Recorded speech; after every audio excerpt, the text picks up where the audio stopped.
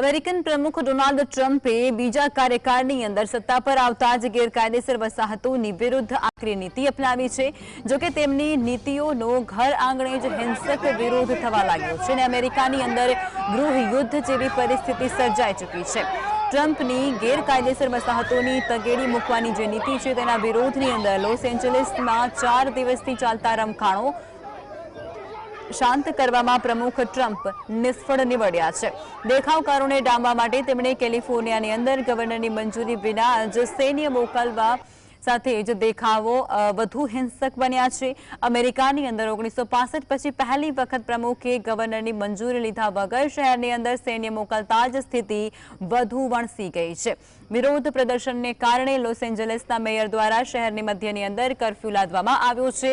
Mayor Karen બાસે જણાવ્યું છે કે મેં સ્થાનિક કટોકટી જાહેર કરી છે અને લોસ એન્જલિસના ડાઉનટાઉનની અંદર તોડફોડ અને લૂંટફાટ અટકાવવા માટે કર્ફ્યુ જારી કરાયો છે।